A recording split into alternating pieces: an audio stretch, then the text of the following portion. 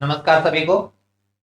आज अपने जो सीईटी के 4 तारीख और 5 तारीख के जो दो दो पारियां यानी टोटल 4 पारियों में जो अपने मैथमेटिक्स के जो क्वेश्चन आए थे, जिनकी संख्या टोटल अगर चारों पारियों में मिलाए तो 72% यानी प्रत्येक पारी में 18 क्वेश्चन अपने सामने आए थे।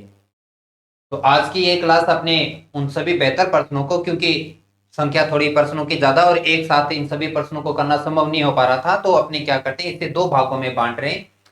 आधे हाफ भाग को आज करेंगे, बाकी के अपने कल की क्लास के अंदर रहेंगे। आपकी सुविधा के लिए क्या किया मैंने कि जिस जिस टॉपिक से जिस पारी में जो क्वेश्चन आए, मतलब मैं पेपर वाइज ना चलाकर आपकी ये क्लास आपकी टॉपिक वाइज चला रहा हूं कि पहले टॉपिक से किस पारी में कौन सा क्वेश्चन आया था, दूसरे टॉपिक से इस पारी में या किसी दूसरी पारी में कौन सा क्वेश्चन आया था। तो टॉपिक वाइज सारे क्वेश्चन चलाएंगे ताकि आपका पूरा सिलेबस एक बार फिर से रिवाइज हो, जैसे इससे पहले की मैराथन क्लास में मैंने आपका पूरा सिलेबस आपका रिवाइज करवाया था। तो साथ साथ ये भी देखने का प्रयास करें कि दिनेश बोर्ड आपके होने वाले इस 11 तारीख के अंदर आपके सामने कैसे प्रश्न रख सकता है। जो विद्यार्थी रेट की तैयारी करें वो भी इस क्लास के साथ जरूर जुड़े, क्योंकि फरवरी लास्ट वीक में जो होने वाला जो आपका दिनेश बोर्ड के द्वारा जो रीट मेंस का एग्जाम है, तो उस एग्जाम में आने वाले रीट L1 और मैथ साइंस के विद्यार्थी प्रश्नों का, गणित के प्रश्नों का स्तर कैसा बना रहेगा, उसे जानने के लिए इस क्लास को भी जरूर देखिएगा। और जिनका 11 तारीख का पेपर होना बाकी है वो तो बिल्कुल भी लापरवाही मत कीजिएगा। प्रत्येक पहले पर्सन से लेकर लास्ट पर्सन तक आप इस क्लास के साथ बने रहिएगा। पेन कॉपी अपने पास में रखिए ताकि एक रिवाइज के तौर पर, एक रिवीजन के तौर पर आप उन सभी प्रश्नों को अपने आप करके देखें। बाकी मैं प्रत्येक प्रश्न का हल करता चलूंगा और आपको आंसर भी बताता चलूंगा। और जिनका पेपर हो चुका है वो इन प्रश्नों का एक बार मिलान जरूर कीजिएगा कि आपके जो द्वारा किए गए जो प्रश्न थे और आपने जो आंसर पुट किया था कि वास्तव में वो सही है या गलत है। यदि गलती हुई है तो कहाँ, और सही है तो बड़ी अच्छी बात है। और उसके साथ ये भी कहना चाहूंगा कि अगर आपका, जिनका अभी 2 पारियों में पेपर हो चुका है और वो अगर 40% यानी कि मान के चलिए कि अगर 60-70% से आपके सही जा रहे हैं, तो आप आगे के होने वाले 2023 के राजस्थान गवर्नमेंट के एग्जाम की भर्ती के लिए तैयारी करना अभी से शुरू कर दीजिए। टाइम वेस्ट मत कीजिए। पहला प्रयास अपना एलडीसी पे, जो +2 पे लेवल पे होने वाले के चांसेस ज्यादा जल्दी है उस एग्जाम के होने के या वैकेंसी के आने के, तो उस एग्जाम की तैयारी में अभी से जुट जाइए। और 11 तारीख वाले विद्यार्थी जैसे फ्री होते हैं वो भी, और उनके लिए सभी आपके जो एलडीसी के लिए या पटवारी के या जो सीटी +2 ग्रेजुएशन बेस पे जो भी अपने सामने एग्जाम आएगा 2023 में, उन सभी एग्जाम के लिए मैथमेटिक्स के लिए मैं 18 फरवरी से अपना ऑनलाइन क्लास बैच शुरू कर रहा हूं। आप या आपका साथी जरूर इस क्लास को ज्वाइन कीजिएगा ताकि मैथमेटिक्स में लेके आपका किसी प्रकार का कोई डर ना रहे। और प्रत्येक टॉपिक को बड़े अच्छे से आप करेंगे, नए सेट के साथ अपने अपडेट करेंगे। ये सारी चीजें अपने कोर्स के अंदर ही बनी रहेगी। प्रत्येक टॉपिक को जैसे मैं कराऊंगा उसका टेस्ट आपके सामने बना रहेगा। आपके बड़े अच्छे से अपडेट की गई नई सीट आपके सामने होगी। टाइप वाइज क्वेश्चन बने रहेंगे जिनको आप हल करके अपना प्रयास करेंगे मैथमेटिक्स को और अच्छा करने का। तो ये 18 फरवरी को जो बैच शुरू कर रहा हूँ ऑनलाइन लाइव क्लास के रूप में होगा। पहले से कोई रिकॉर्डेड क्लासेस नहीं होगी, पर डे हम लाइव के रूप में क्लास को पढ़ेंगे और अच्छे तरीके से तैयार करेंगे। और फिर मार्च के अंदर अपने पास में, यहाँ से रीट एग्जाम के बाद में अपने मार्च के अंदर अपने ऑफलाइन बैच भी शुरू करेंगे गंगानगर के अंदर, जिसे भी ज्वाइन कीजिएगा यदि आप ऑफलाइन बैच को ज्वाइन करना चाहते हैं। तो शुरुआत करते हैं अपने आज के प्रश्नों से। तो ये हमारा सबसे पहले अपने पहले टॉपिक वैदिक गणित पे आते हैं। जो इन 4 पारियों में हुआ था, 4 तारीख को 2 और 5 तारीख को जो दो दो पारियां हुई थी, पारियों के अंदर अगर हम प्रश्नों की संख्या की बात करें तो कुल मिलाकर वैदिक गणित से 6 क्वेश्चन पूछे। यानी वैदिक गणित को बड़े अच्छे से करके जाइएगा जिनका पेपर 11 तारीख को होना है।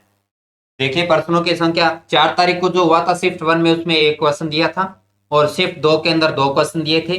फिर जो 5 तारीख का हुआ था उसके शिफ्ट 1 में 2 क्वेश्चन आए थे वैदिक गणित से, और सेकंड हुआ था उसमें केवल 1 क्वेश्चन। लेकिन एवरेज मान के चले कि आपका वैदिक गणित से क्वेश्चन उठना ही है और क्वेश्चन आने ही है। बस वो संख्या आपके सामने 1 आएगी कि 2 आएगी उस पर डिपेंड करेगा। और क्वेश्चन इतने शानदार और इतने सामान्य प्रश्न है जिसमें आप नहीं उलझ सकते। अच्छी बात क्या है कि हमारे सारे के सारे प्रश्न सिर्फ और सिर्फ या तो वर्गमूल करने पे था या घनमूल करना, और जिस विद्यार्थी को वर्गमूल और घनमूल करना था वो इन प्रश्नों को नहीं छोड़ सकता। शुरुआत करते हैं अपने प्रश्नों के साथ में। तो ये हमारा पहला क्वेश्चन आज का, जो कि 4 तारीख के शिफ्ट फर्स्ट में आया क्वेश्चन अपने पास में, कह के जी मान बताइए वर्गमूल करना था। एक छोटी सी संख्या थी 16,129 का वर्गमूल क्या है हमें ये बताना था।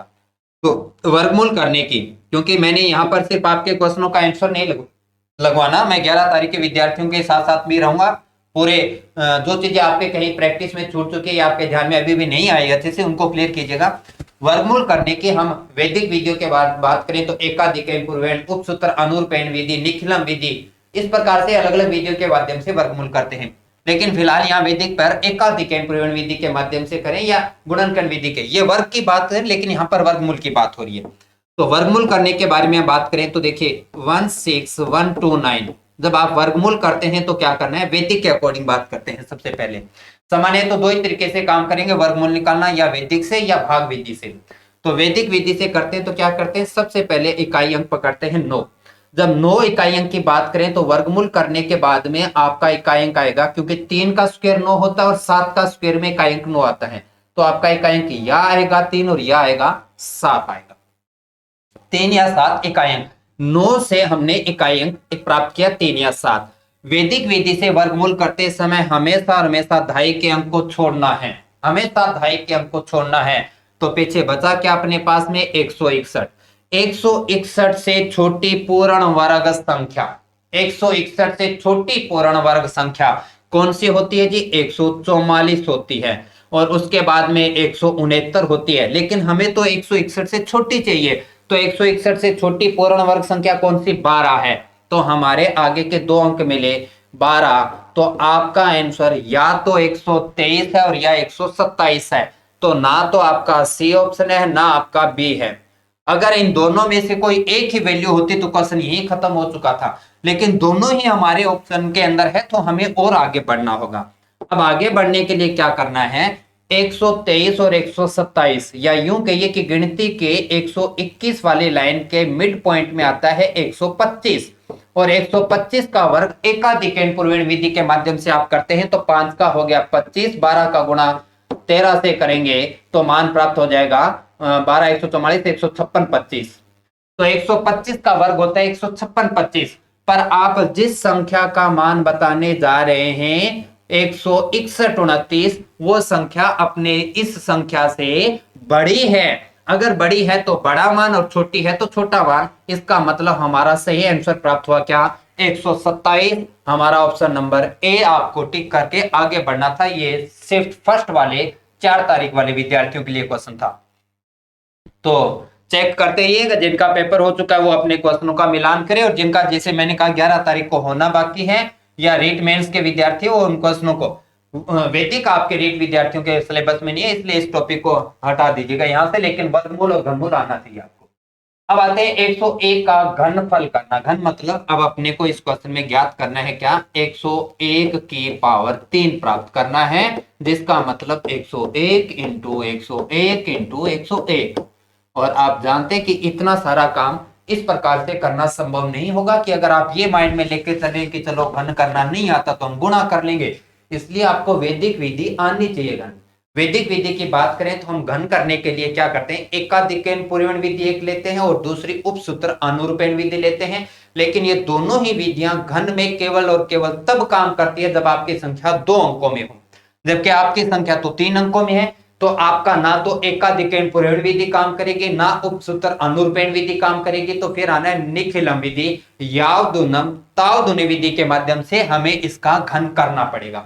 अब निखिलम विधि के माध्यम से आधार और उपाधार वाली दो बातें होती हैं। तो आप अपने इस संख्या को देखें किस प्रकार से। सबसे पहले आप 101 को लिखना जानते हैं और लिख सकते हैं 100 + 1, जिसमें 100 तो है अपना आधार और 1 है अपना विचलन।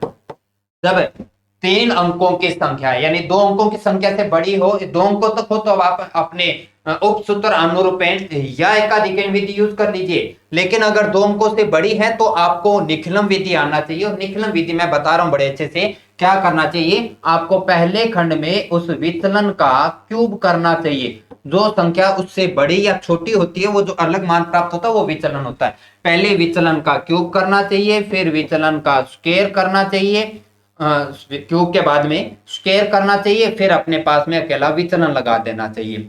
फिर इस लेफ्ट साइड से चलो, इधर पहले 2 का गुणा करना है, फिर यहां पर 3 का गुणा करना है, और ये जो पहला खंड है इसमें संख्या में जोड़ देना है। तो ये अपने को काम करना है। तो 3 खंड आपको प्राप्त करना है, विचलन क्यूब, विचलन स्क्वायर और अकेला विचलन। फिर आप गुणा करने की बात करो, यहाँ 3 यहाँ 2 और ये जो गुणनफल आएगा उसको संख्या में जोड़ना भूलना नहीं है। अब देखिए अपने पास में विचलन क्या प्राप्त हुआ है, विचलन हमारा 1 है, तो यहां पर हमें करना है 1 की पावर 3 करना है। दूसरे खंड में क्या करना है कि जी 1 की पावर 2 करके गुणा करना है, किससे, 3 से करना है। फिर क्या करना है, विचलन हमारा 1 है, गुणा 2 से करना है और इसे संख्या में जोड़ देना है। संख्या हमारी क्या थी जी, हमारी तो 101 थी, ये हमारी संख्या हुई।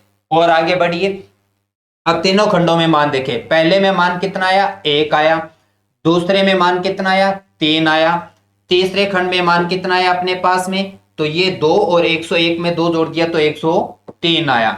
अब यहां से थोड़ा सा और ध्यान रखिएगा क्या, कि जब आप निखिलम विधि यावदुनम तावदुनी विधि के माध्यम से 3 अंकों की संख्या का जब घन प्राप्त कर रहे होते हैं तो आपके आधार में जितनी शून्य होती है प्रत्येक खंड में उतने अंक आने चाहिए। आपके आधार में जितनी जीरो होती है प्रत्येक खंड में उतनी शून्य आनी चाहिए, उतने अंक आने चाहिए, सॉरी। तो आपके पास में यहाँ 1 अंक है और 0 2 है, तो आप 2 अंक बनाइए, ये राजी 2 अंक बना दिया। इस खंड में भी 2 अंक होने चाहिए, तो ये बना दिया। अब आप प्रत्येक खंड में से 2 2 अंक उठाइए और अपना आंसर प्राप्त करें। और आप अपना आंसर प्राप्त करेंगे क्या, 0 1 0 3 103। लास्ट खंड में सारे अंक लेने होते अपने पास में और आपका सही ऑप्शन प्राप्त हुआ क्या जी, डी। लेकिन अगर आपके माइंड में ये चल रहा था कि जी मुझे वैदिक विधि ना भी आए तब भी हम घन कर जाएंगे, तो ये आपकी गलत फहमी थी। पेपर के दौरान ये करना संभव नहीं था और सामान्य विद्यार्थी अगर निखिलम विधि को नहीं जानता था, इस क्वेश्चन को छोड़ने के अलावा आपका सिर्फ तुक्का लगाना आपके पास रह गया था, जो कि किसी प्रकार की समझदारी नहीं थी। ये हमारा 4 तारीख का शिफ्ट सेकंड में आया क्वेश्चन था अपने पास में, और 4 तारीख के सेकंड शिफ्ट में 2 क्वेश्चन लिए गए थे जिसमें से एक ये था अपने पास में। और आगे बढ़ते हैं हमारे इसी क्रम में क्वेश्चन नंबर 3 की तरफ। अब यहां की बात करें घनमूल करना, सॉरी वर्गमूल करना, तो अभी आपने पहला प्रश्न वर्गमूल वैदिक विधि के माध्यम से बता दिया। पर जो विद्यार्थी यहां पर 85 86 87 88 89 इन बड़ी बड़ी संख्याओं का वर्ग नहीं जानता, क्योंकि सामान्यतः आप वर्ग कहां तक याद रखते हैं, सामान्यतः अगर हम बात करें या तो आपको 15 तक याद होंगे, अच्छे पढ़ने वाले तो 20 तक है, बहुत ज्यादा पढ़ेसरी हो तो 25 तक आप करते हो, उससे ज्यादा वर्ग आपको याद नहीं रहते। अगर किसी की प्रैक्टिस बैंकिंग एग्जाम जैसी है तो वो 100 तक वर्ग अच्छे से लगता है और उससे ज्यादा का भी हो सकता है। तो अगर आपने बैंकिंग एग्जाम जैसी किसी की तैयारी नहीं की और वर्ग ज्यादा याद नहीं है आपको, तो फिर आपके इस क्वेश्चन के लिए वैदिक विधि काम नहीं करेगी। इसलिए आप, और अच्छी बात क्या है, आपके सिलेबस में वैदिक गणित के अंदर वर्गमूल और घनमूल है, तो आपको सदैव और सदैव ऐसी संख्या दी जाएगी जिसका मान हमेशा पूरा पूरा ही प्राप्त होगा। पॉइंटों में जाने वाला प्रश्न आपको नहीं दिया जाएगा, ये सिलेबस से बाहर की बात है आपके। तो आपको अच्छी बात है जब पूरी पूरी संख्या कटने वाली है। अब 2 रास्ते हैं आपके पास में कि अगर आप वैदिक जानते तो कर लीजिए और वैदिक नहीं जानते तो क्या करेंगे, फिर वैदिक नहीं जानते क्योंकि हमें 88 का 87 का वर्ग याद नहीं याद होने की कंडीशन में फिर आपको आना पड़ेगा सामान्य वर्गमूल करने की भाग विधि के माध्यम से, और न या फिर आप अपना ऑप्शन उठा के करो। अब ऑप्शन में 3-3 अंकों का आपस में गुणा करोगे फिर उलझ के रह जाओगे, इसलिए आपको भाग विधि आना चाहिए। और जिनका 11 तारीख का पेपर है, इन 2 प्रश्न आपको मैं भाग विधि से कराऊंगा और दोनों प्रश्न से आपको समझ में आ जाएगा। देखिए सबसे पहले क्या करना है आपके पास में, अच्छा एक और चीज आप ध्यान रखिएगा, आपके सिलेबस में केवल और केवल 6 अंकों तक की ही संख्या है, केवल 6 अंकों तक की, तो इससे बड़ी संख्या नहीं होगी आपके पास में। अब वर्गमूल करते समय भाग विधि से सबसे पहले दाएं तरफ से आप 2-2 के जोड़े बनाते हैं, अपने राइट हैंड की ओर से मैंने कहा है जोड़े, 2-2 के जोड़े बनाएंगे। अब शुरुआत करते हैं वर्ग रूप में पढ़ा, 8 8 64 होता है, 9 9 81, ये तो बढ़ा गया, तो अपने आते हैं 8 8 64 की बात हुई। शेष फल हमें प्राप्त हुआ यहाँ 3 यहाँ 1। अब आगे संख्या या आगे अंक उतारने की बात करते हैं तो भाग में अकेला अंक आता है, लेकिन वर्गमूल में पूरा का पूरा जोड़ा उतर के आएगा, और जोड़ा कितना है अपने पास में 26 उतर के आया। अब दोबारा से ये भाग वाला सिंबल लगाओ और दोबारा से यहां संख्या ढूंढो। नई संख्या ढूंढने के लिए क्या करना है, आप देखो कि ऊपर 64 कैसे प्राप्त हुआ था। 64 हमें प्राप्त हुआ था जब 8 का गुणा 8 से किया था, तो जिन ऊपर जब गुणा किया था अब उनको एक बार क्या कर दो, जोड़ दो। अब एक बार उनको जोड़ दो, तो जोड़ेंगे तो कितना आ जाएगा 16। अब 16 के आगे कोई अंक लगाओ और उसे आगे चलाइए अपने पास में। तो 16 के आगे अगर अंक लगा के देखो तो मैं ये 8 7 तक जाएगा कि नहीं, मैं 7 लगा के देखता हूं। एक बार हमने 7 लगाया तो 7 यहां पर आता है और 7 से हमें गुणा करना है, तो 7 7 49 हो गया। 4 शेषफल, 7 6 42, 4 46 अपने पास में, फिर 7 और 4 11 अपने पास में। ये ठीक गया जी, 7 तक गया अपना पास मान, 8 पे नहीं जाएगा। या 8 पे चेक करें अपने पास में, एक बार 8 पे और चेक करते हैं। 8 पे और चेक करते हैं। अगर हमने यहां 8 लगाया, यहां 8 लगाया, तो यहां 8 से गुणा करेंगे। तो यहां से 8 गुणा किया तो 8 8 64, 6 अपने पास में, 48 6 54, 5 हुआ, 8 5 13, बिल्कुल ये। लेकिन ये संख्या हमारी यहां पर क्या हो रही है, बढ़ी जा रही है अपने पास में, बढ़ी जा रही है। तो अपने को रुकना पड़ेगा 7 पे आके। तो हमने यहां पर जो 7 लगाया था, 7 से ही काम बनेगा, 8 से संख्या बड़ी प्राप्त हो रही है। तो आते हैं यहां 7, यहां 7, 7 से गुणा क्या प्राप्त हुआ क्या जी, 49, 4 7 6 के 42, 4 46, 4 7 और 4 11, 1169 अपने पास मान प्राप्त हुआ। आगे देखिए शेषफल, 16 में से 9 7 अपने पास में, 11 6 5 अपने पास में, यहां से अपने पास में 1 2 1 प्राप्त हुआ अपने। और यहां से अब दोबारा भाग देने की शुरुआत करते हैं। शेषफल 157। अब अपने पास में आगे का पूरा जोड़ा उतार दीजिए, वो कौन आया, 41। यहां की बात करें तो यहां का मान कितना है, देखो अब 7 जो गुणा किया था उसे अब जोड़ना है, अब उसे जोड़ दीजिए। जोड़ेंगे तो ये हो गया 14 और ये हो गया 174। अब 174 के आगे क्या लगाएं, के आगे भाग चले, एक लगाने से तो आप ही देख रहे हो 1741 आएगा, नहीं काम बनेगा। तो आपका देखो 87 के साथ में आंसर, 87 के साथ में इसका मतलब ए नहीं है, 87 के साथ मतलब सी नहीं है, आपका आंसर या तो डी है और या बी है। लेकिन अगर मैं इसके आगे एक लगाऊंगा तो ये तो नहीं आएगा, तो सामान्यतः कहां पे जाना है, हम 9 लगाएंगे, 9 यहां आएगा तो आपका आंसर यही प्राप्त होगा। और आपका शेषफल 0 आएगा तो आपका आंसर प्राप्त हुआ कौन सा, 879 879। ऑप्शन नंबर बी अपने को प्राप्त हुआ। क्वेश्चन नंबर 3 की बात हो रही है। तो इस प्रकार से भाग विधि आपको आना चाहिए, जो 4 तारीख का सेकंड शिफ्ट में ये दूसरा जो प्रश्न वैदिक गणित से आया था, जिसमें एक बार तो हमसे घन पूछा गया था और एक बार हमसे वर्गमूल पूछा गया था। मैं उम्मीद है कि शायद आपको ये चीजें अच्छे से, और जिनका पेपर हुआ था उन्होंने ऐसा ही किया होगा इस क्वेश्चन में, और उम्मीद भी ये कर रहा हूं कि आपका आंसर सही गया होगा। चलिए आगे बढ़ते हैं अपने क्वेश्चन नंबर 4।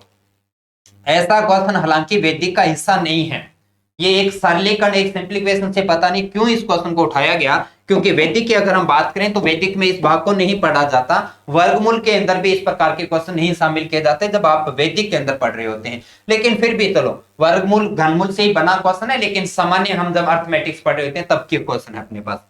तो सबसे पहले इस क्वेश्चन में मैं देख रहा हूं, मैं क्वेश्चन दोबारा लिख देता हूं अगर आपको क्लियर नहीं दिख रहा तो।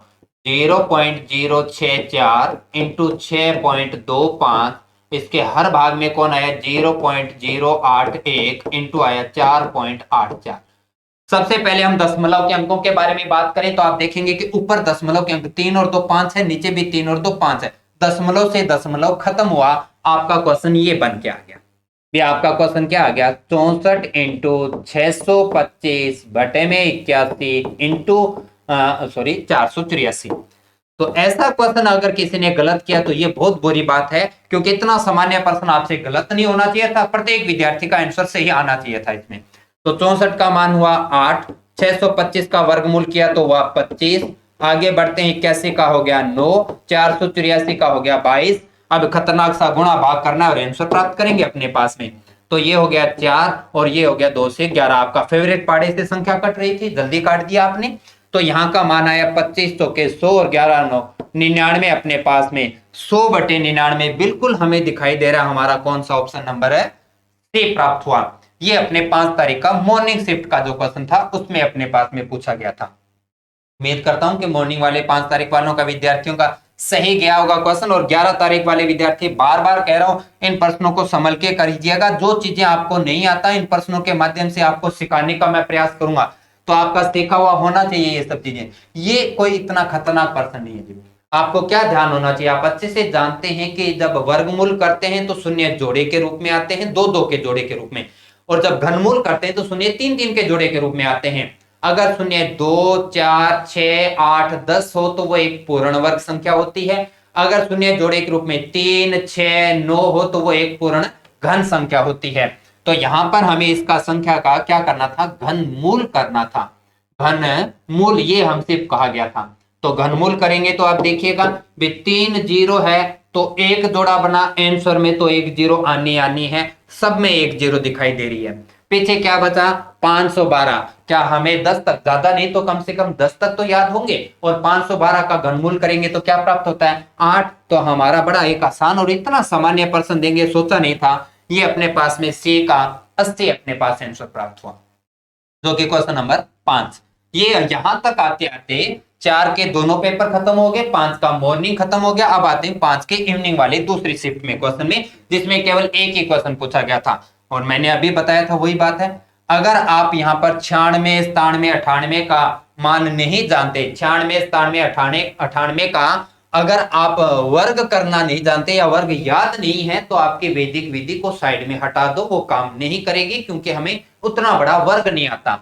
तो फिर आपको आना पड़ेगा वापिस से, जो काम हमने अभी किया था उसी प्रकार से भाग विधि पे आ जाइए। 9 1 5 8 4 9 मैं करूं उससे पहले उम्मीद करूंगा कि आप अपने रफ वर्क में करके देखिएगा, जिनका 11 तारीख को पेपर है, ऐसा क्वेश्चन दोबारा देखने को आपको मिल सकता है। तो यहां से हम बात करें तो 2 2 के जोड़े बना देते हैं। 2 2 के जोड़े बनाने के बाद में कहां पे चलेगा 9 9 से चलेगा। 9 9 81 हुआ अपने पास, शेषफल अपने को 10 प्राप्त हुआ, 58 आपने आगे उतारा।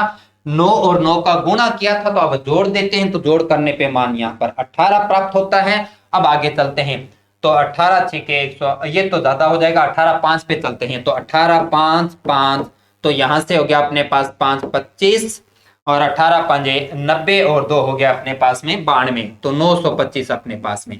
यहाँ का शेषफल 3 अपने को, यहाँ का शेषफल 3, यहाँ का मान 1 प्राप्त हुआ। आगे उतारते हैं किसे 49 अपने पास में आता है। अब इसे हल करेंगे तो अब 185 का गुणा आपने 5 से किया था, तब ये मान प्राप्त हुआ था 5। अब जोड़ देते हैं, जोड़ेंगे तो हमारे पास में मान प्राप्त हो जाएगा कितने पे 5 पे गया था अपने पास में ना, तो यहाँ का मान हुआ अपने पास में 190। हमने 190 में आगे क्या लगाएं कि भाग चले, तो सामान्य 49 देख रहे हो, या तो 3 या 7 आना चाहिए था, लेकिन उससे पहले देखो हमारा आंसर में 2 अंक आगे 9 और 5 95 होना चाहिए, मतलब ए गया और कौन गया सी गया। अब अपने पास में देखो 3 से भी 9 बनता है और 7 से भी 9 बनता है, लेकिन 19 या 57 ये तो 5000 के आसपास संख्या आ रही थी, तो आप इसे 7 लेके चलते तो आंसर प्राप्त हो रहा था। देखो गणित के अंदर कुछ प्रश्नों का आपका अनुमान भी आपके पास में होना चाहिए, ताकि समय की बचत कर पाए हम। तो 7 का यहाँ 7 लगाया, 7 से गुणा करोगे तो ये मान प्राप्त हो जाएगा अपने को 133 49, शेषफल 0 प्राप्त होगा। तो हमारा सही आंसर क्या प्राप्त हुआ 957। और यहां आके हमारा पहला टॉपिक वैदिक कंप्लीट होता है, जिसका निष्कर्ष रूप ये निकल के आता है कि 11 तारीख के दोनों पारियों के विद्यार्थियों का वैदिक गणित के अंदर बड़ी संख्या अधिकतम 6 अंकों की आएगी। 6 अंकों की संख्या का वर्गमूल आना चाहिए आपको। अगर वैदिक आए तो ठीक, नहीं तो ये भाग सीख लीजिए, कोई ज्यादा बड़ा काम नहीं है, 1% बता रहा है, अगर ये वर्गमूल तो बताना चाहिए अपने को, या किसी संख्या का वर्ग करना। देखो वर्ग आप वैदिक से नहीं जानते तब भी आप गुणा करके निकाल दोगे, लेकिन यदि 2 अंकों की संख्या या 3 अंकों की संख्या का घन करना पड़ा, यानी क्यूब करना पड़ा, वहां पर आप वैदिक सीख लीजिएगा। एक उपसूत्र अनुरूपण को देख लीजिए, और दूसरा आपने अभी बताया निखिलम विधि यावदुनम तावदुनी के माध्यम से करके देखेगा, जिसको मैंने एक्सप्लेन कर दिया। तो 11 तारीख में प्रश्न भले 1 आए और 2 आए, दोनों आपके सेफ है अपने पास में। ये पहला टॉपिक वैदिक हुआ अपने पास में। और अगर आपको लग रहा है कि इस प्रकार से अगर हमारे पेपर में बड़े अच्छे से तैयारी रहेगी और 11 तारीख का जिनका पेपर है वो बड़े अच्छे से तैयार हो जाएंगे, तो इस क्लास को अपने सभी ग्रुप्स के अंदर जरूर शेयर करें। अब इस क्लास को लाइक भी जरूर कीजिएगा, कमेंट बॉक्स में जरूर बताइएगा कि क्लास कैसे लगी आपको, किस प्रकार से। और दूसरा जिनका पेपर हो चुका है वो अपने सभी प्रश्नों का मिलान कीजिएगा। और क्योंकि अगर आपको लग रहा है कि मेरा स्कोर 80% हो रहा है, 85 हो रहा है, 100 हो रहा है, 110 हो रहा है, तो तुरंत बिना किसी प्रकार का समय वेस्ट करके आप अभी से जुट जाइए। और एलडीसी के लिए जैसे मैथमेटिक्स का मैंने बता दिया कि 18 तारीख से ऑनलाइन जो बेस शुरू करा उसे ज्वाइन करना भूलना नहीं है अपने। तो ये आता है दूसरा टॉपिक, अनुपात समानुपात की बात करें। क्या दिखाई दे रहा है अपने को कि जी मॉर्निंग वाला जो 5 तारीख का जो शिफ्ट था उसमें तो कोई पूछा ही नहीं गया प्रश्न अपने पास में, लेकिन बाकी सभी पारियों में जो 2-2 प्रश्न पूछे गए थे, मतलब अपने पास में या तो प्रश्न आ रहा है और आ रहे हैं तो 2 आ रहे, नहीं तो आएगा ही नहीं। लेकिन ऐसा कहना आगे क्या होगा उस पर अलग बात है, पर इतना जरूर कहूंगा वैदिक की तरह अनुपात चैप्टर भी आपका तैयार होना चाहिए। क्वेश्चन मिलेगा अपने को यहाँ से, या एक या दो मिले, जीरो होना चलो एक अलग बात है, नहीं भी हो सकता है अपने पास में, लेकिन कुल मिलाकर 6 क्वेश्चन इस भाग से पूछे गए हैं। बड़े आसान और सामान्य क्वेश्चन थे, कोई बड़ा प्रश्न ऐसा नहीं था जिसे हम नहीं कर पा रहे थे। तो देखो पहला तो कितना छोटा प्रश्न, इससे सामान्य क्या पूछ सकता है अनुपात में, और वो भी दिनेश बोर्ड इतने बड़े एग्जाम के अंदर क्वेश्चन को पूछ रहा है क्या कि 3 संख्या 2 3 4 के अनुपात में उनका औसत 39 है। तो जी आपने 3 संख्या ले रखी है, एक 2 अनुपात में, एक 3 अनुपात में और एक 4 अनुपात में, और आपने इस क्वेश्चन का क्या उपलब्ध करवा रखा है, हमें औसत उपलब्ध करवा रखा है। कितना उपलब्ध करवा रखा है, वो 39 है। क्या हम जानते हैं कि अगर हमें औसत ज्ञात है तो हम राशियों का जोड़ बता सकते हैं। तो राशियों का जोड़ बताएंगे, योग बताएंगे, तो हम क्या करेंगे, हमारे औसत को 3 से गुणा कर देंगे। अब क्योंकि 39 का पढ़ा नहीं आता होगा आपने, तो और मेहनत लगाना शुरू कर दिया। यहां इसी क्वेश्चन को इतना करके रोक दीजिए, क्यों आगे बढ़ा रहे हो, कैलकुलेशन नहीं करना होता हर बार, समय के थोड़ा बचत करने का प्रयास करें। 39 को 3 से गुणा करेगा, मान प्राप्त होगा कि नहीं होगा, पहले बड़ी संख्या गुणा में प्राप्त कर लो, फिर काटने में एनर्जी लाएगी, इसलिए इतना करके छोड़ दीजिए। ये हमें जोड़ प्राप्त हुआ। अब बताइए क्या हम अनुपातों का जोड़ कर सकते हैं, तो 4 3 7 और 2 9। अनुपातिक विभाजन करते समय क्या जानते हैं कि संख्याओं के जोड़ में अनुपातों के जोड़ का भाग देते हैं, तो 4 3 7 और 2 9, और जो संख्या पूछी जाती है उससे गुणा करते हैं। हमसे सबसे छोटी संख्या पूछी गई वो कौन सी, हमारे पास में 2, तो 3 से कट गया, ये हो गया 3, और 3 से ये हो गया 13, और 13 2 26, हमारे छोटी संख्या हमें प्राप्त हुई ऑप्शन नंबर बी। लेकिन ऐसे कैलकुलेशन को आगे बड़ा मत बने, छोटा है और छोटा रहने दीजिए, समय की भी बचत होगी, क्वेश्चन भी अच्छा होगा और आपका कॉन्फिडेंस भी बना रहेगा। ये 4 तारीख का पहला अपने पारी का, क्योंकि क्वेश्चन 2 आए थे तो ये पहला बड़ा आसान क्वेश्चन लगा मेरे को। चलिए और आगे बढ़ते हैं, ये अच्छा प्रश्न है। तो आपको क्लासरूम में भी मैंने बार बार ऐसा कहा था कि अगर आपका पेपर में पेपर का स्तर एक अच्छा बनाया जाता है गणित विषय को लेते हुए, तो अनुपात चैप्टर के साथ सिक्कों पे बना एक ऐसा क्वेश्चन सामान्यतः ज्यादा पूछा जाता है, और वही बात यहां पर हो रही है अपने पास में, सिक्कों पे बना क्वेश्चन अपने पास में है। तो उसको कैसे और किस प्रकार से करेंगे देखिएगा। एक थैले में 5 6 7 के अनुपात में 5 रुपए 2 रुपए और 1 रुपए के सिक्के रखे हुए हैं हमारे पास में। सिक्के हैं कौन कौन से, 5 रुपए 6 रुपए और 7 रुपए के, सॉरी 2 5 रुपए 2 रुपए और 1 रुपए के। तो सबसे पहले ऐसे क्वेश्चन को, जिनको सिक्के वाले क्वेश्चन करने नहीं आते यहां बोर्ड पर बने रहिएगा। सबसे पहले ये बताओ कि क्वेश्चन में कौन कौन से मूल्य के सिक्के हैं, कि जी 5 रुपए का दे रखा है एक सिक्का, तो और कौन सा दे रखा है कि जी 2 रुपए का भी दिया हुआ है, और कौन सा दे रखा है कि जी 1 रुपए का दे रखा है। चलो अच्छी बात है, ये हमें सिक्के दिए गए। अब दो चीजें होगी, या तो इनके संख्या का अनुपात देगा आपको, और या इनके मूल्य का अनुपात देगा आपको। क्वेश्चन में किसका अनुपात दे रखा है, इनके सिक्कों की संख्या का अनुपात दे रखा है। वो कितना दे रखा है, 5 अनुपात 6 अनुपात 7। हमें सिक्कों की संख्या का अनुपात उपलब्ध करवा रखा है 5 6 और 7। अब आइए जी अपने पास में, लेकिन वो ये कहता है कि यहां पर हमारी कुल राशि 220 रुपए है, हमें विभाजन करना है, वो किसका करना है, 220 रुपए का। तो आपको याददाश्त में है तो अच्छी बात, नहीं है तो लेके आइएगा याददाश्त में कि हम जब मूल्य को बांटते हैं तो अनुपात भी मूल्य का होना चाहिए। तो इसी क्रम में आप अपने जो राशि है सिक्कों की संख्या को मूल्य में बदल दीजिए, और जो अनुपात है वही आप अपने सिक्के मान के चलें। मेरे पास में अगर 5 रुपए के 5 सिक्के होंगे तो मेरे पास कुल राशि बन जाएगी कितनी जी, 25 रुपए बन जाएंगे। मेरे पास में 2 रुपए के 6 सिक्के होंगे तो मेरे पास कुल राशि बन जाएगी 12 रुपए। 1 रुपए के 7 सिक्के होंगे तो राशि बन जाएगी 7 रुपए। और यहां से देखिए कितना हुआ, 25 12 37 और 4 7 सॉरी 44 रुपए। हमारे पास में कुल रुपए बन गए कितने, 44, और यही उन मूल्य के बीच का क्या प्राप्त हो गया, अपने पास में अनुपात प्राप्त हो चुका है। तो आप ये कह सकते हैं कि अपना जो कुल अनुपातिक योग है वो 44 है और कुल राशि 220 है। उसने पूछा है कौन से, 2 रुपए के सिक्कों की संख्या। जब 2 रुपए के सिक्कों की संख्या आपने पूछा तो 220 में कुल अनुपातिक जोड़ 44, और 2 रुपए का अनुपातिक मान कितना है जी अपने पास में 12।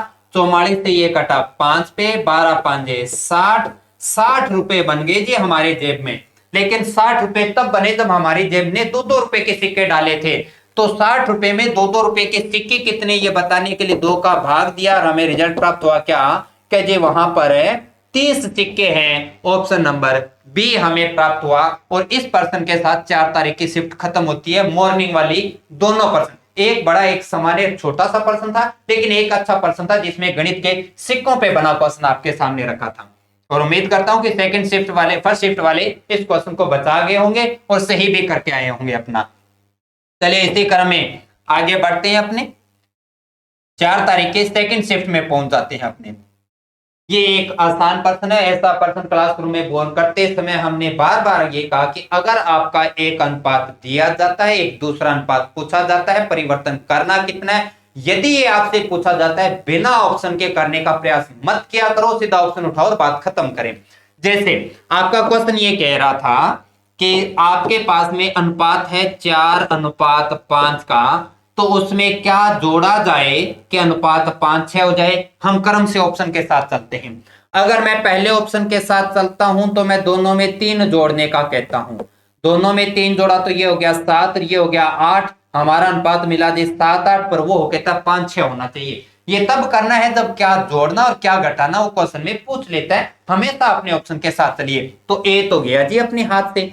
बी की बात करते हैं, दोबारा से आते हैं। अगर हमारा अनुपात 4-5 है, बी ऑप्शन के साथ चलो तो वो कहते हैं जी 4 जोड़ दो दोनों में। यहां जोड़ दिया तो हो गया 8 और यहां जोड़ दिया तो हो गया 9। अनुपात मिला 8-9, जबकि होना चाहिए था 5-6। ये भी गलत है जी। आते हैं फिर अपने कौन से, सी ऑप्शन के साथ में।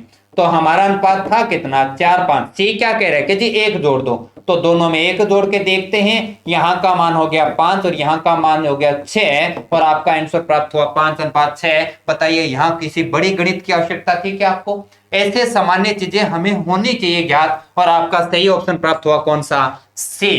प्रत्येक पारी के अंदर अनुपात से बड़ा आसान और एक अच्छा पर्सन, सामान्य पर्सन रखा है दोनों ही पारियों, चारों पारियों के अंदर। लेकिन 3 की बात करेंगे क्योंकि एक में तो आया ही नहीं क्वेश्चन अपने। क्वेश्चन नंबर 9 का सी आंसर प्राप्त हुआ।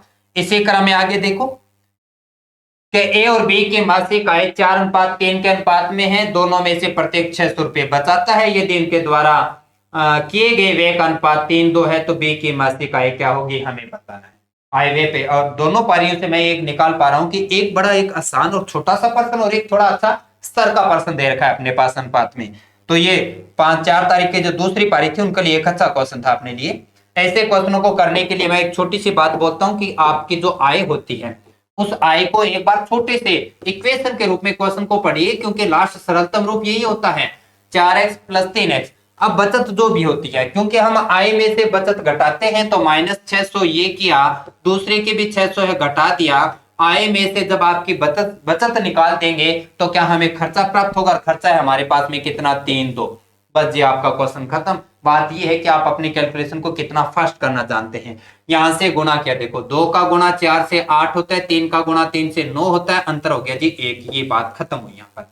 फिर यहाँ की बात करते हैं, 2 का गुणा 6 से 12 से, यहां से हो गया 18, तो मान प्राप्त हो गया 6। x का मान 600 प्राप्त हुआ, आपका आंसर मिल रहा है। लेकिन सामान्य जब मैंने आंकड़ों की तरफ देखा तो और भी आसान क्वेश्चन था। कैसे, देखिएगा इस क्वेश्चन में ऐसा करने की आवश्यकता नहीं थी, क्योंकि आय का अनुपात दे रखा था कितना, 4:3 दे रखा था। बचत का अनुपात कितना दे रखा था, 3:2 दे रखा था। इसका मतलब जो हमारा पहला व्यक्ति है 4 रुपए कमाता है तो 3 लगा देता है, तो भाई बचत कितने की करता है, बचत ये 1 रुपए की करता है। बचत ये 1 रुपए की करता है। जो बी व्यक्ति है वो क्या करता है कि ये 3 कमाता है और 2 रुपए लगा देता है, वो भी बचत कितने की करता है, 1 रुपए की करता है। और दोनों की बचत अपने को क्या दे रखी है, 600 रुपए दे रखा है। दोनों की बचत है 600 रुपए दे रखा है। तो हमें क्या समझ में आया, हमें यह समझ में आया कि हमारे एक अनुपात का मान 600 है। एक का 600 है तो उसने क्या पूछा है, बी की मासिक आय, बी की पूछी है। तो एक अनुपात का मान 600 है तो 3 का कितना हो गया, 6×3=1800। आपका ऑप्शन नंबर ए प्राप्त हुआ। लेकिन ये गाड़ी उलझ के रह जाती है तब अगर ये कहता ए 600 रुपए की बचत करता है और बी 500 रुपए की बचत करता है, तब जब दोनों वैल्यू अलग है या दोनों का अनुपातिक मान अलग अलग अंतर में आ रहा है, तब आपका ये काम धरा का धरा रह जाएगा और आपको ऐसा करना आना चाहिए। तो अगर आपको दोनों में से जैसा भी मिले, समान अनुपातिक अंतर, समान राशि मिले, तो ऐसा करो जल्दी खत्म हो रहा है काम। अगर ये समान अंतर एक जैसा ना हो, अनुपातिक अंतर एक जैसा ना हो, छोटी सी एक इक्वेशन बनानी है, एक्स की वैल्यू प्राप्त हुई, एक्स की वैल्यू प्राप्त हुई तो लिखो जी यहाँ पर है 2400 और ये हो गया 6 या 1800, लेकिन आंसर तो वही प्राप्त होना है। ये क्वेश्चन नंबर 10 अपने पास में।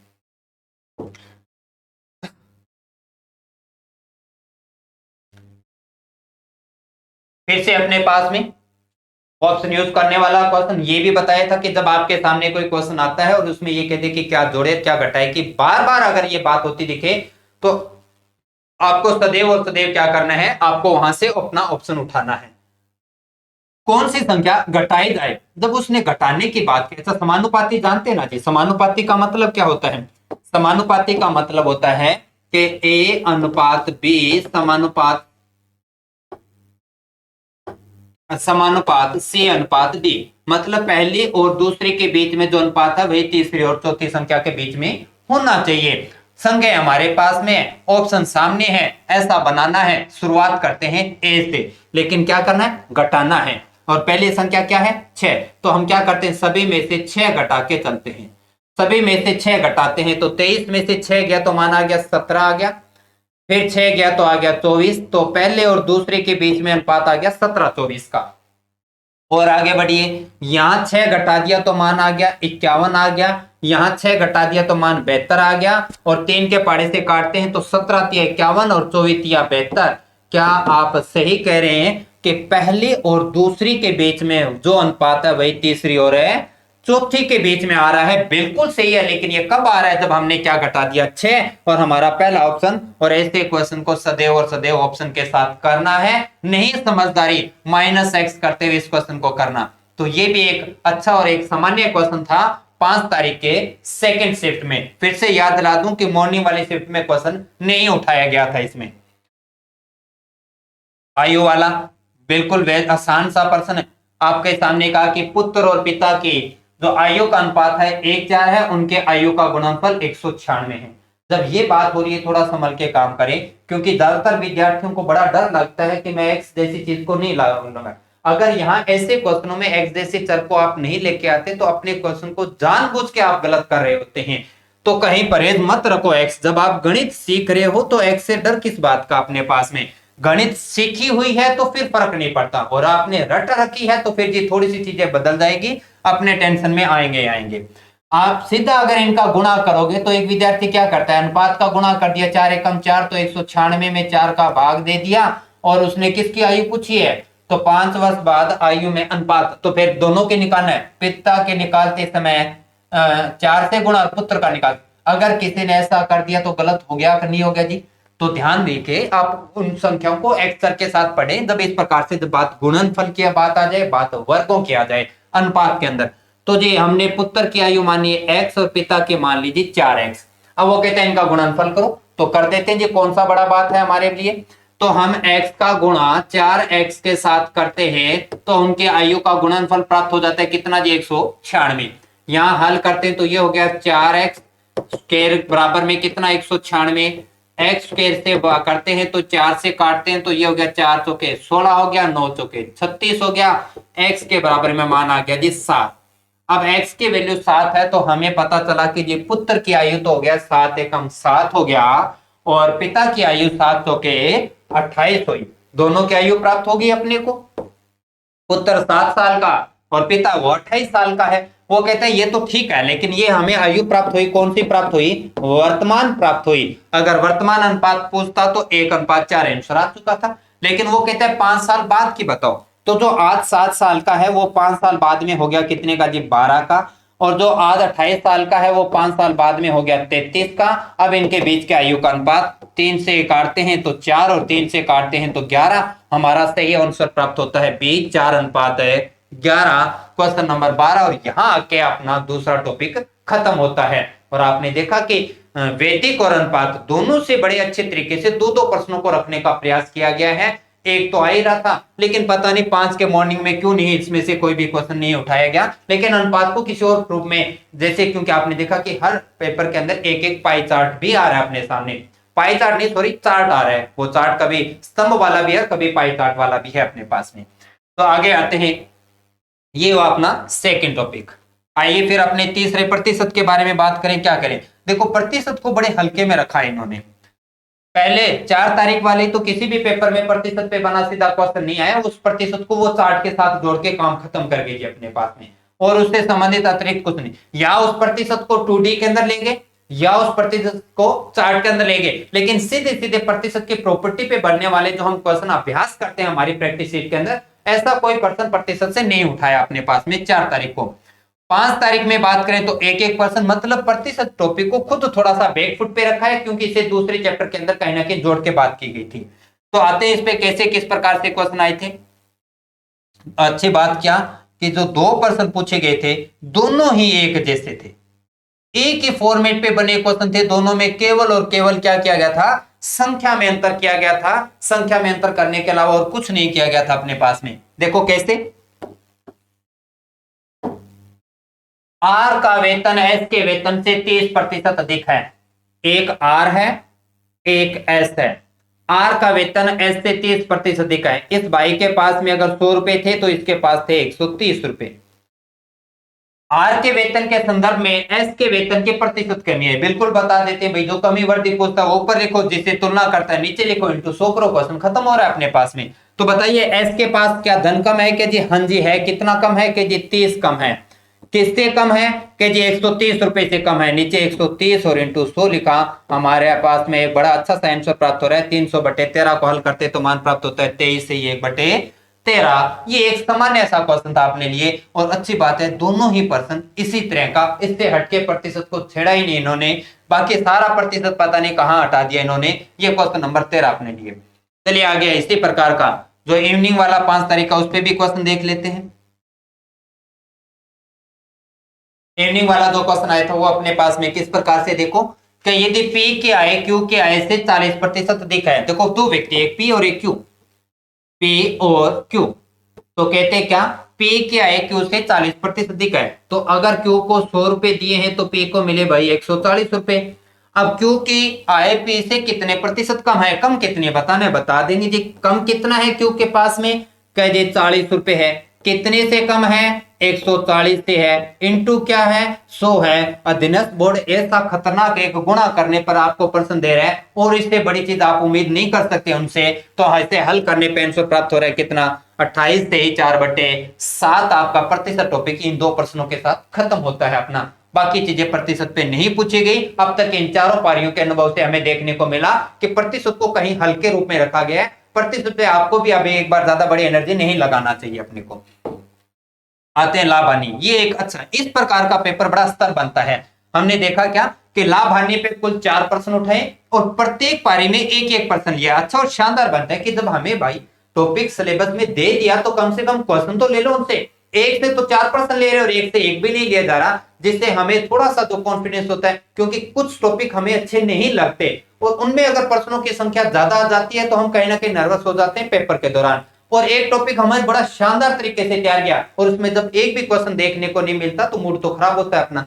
ऐसा बनाइए ताकि करने में भी मजा आए। जो टॉपिक आता है उसका क्वेश्चन करेंगे, जो नहीं आता उसका छोड़ देंगे अपने। प्रत्येक भाग से एक एक पर्सन 4 क्वेश्चन अपने पास में आए थे। देखते हैं कैसे और किस प्रकार के। ये अपना पहला क्वेश्चन कि रिंकू 840 रुपए वाली टेबल को 10% के लाभ पर सोनू को बेचता है, सोनू उसे रॉकी को बेच देता है, टेबल का अंतिम मूल्य विक्रय क्या होगा। कितना आसान, और ये भी एक सामान्य क्वेश्चन ही तो है, इसमें कौन सी बड़ी बात हो रही है।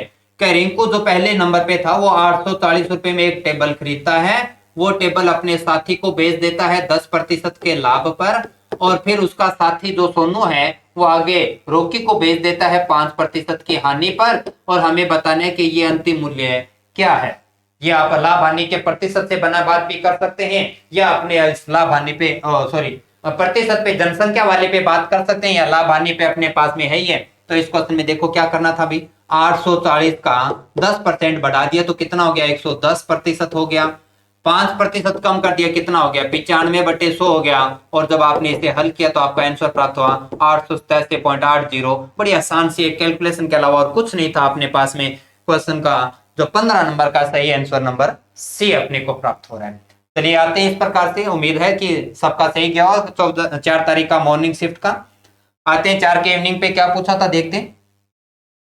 अधीनस्थ बोर्ड को ये पर्सन को पता नहीं कितना अच्छा लगता है। अगर आप प्रीवियस आए के एग्जाम के अकॉर्डिंग देखें तो ये पर्सन ग्राम सेवक में मिल जाएगा, महिला सुपरवाइजर में मिल जाएगा, रेट में मिल जाएगा। यानी अच्छा वैल्यू तो बदल दो कम से कम, क्वेश्चन तो चलो लाना है तो अलग बात है।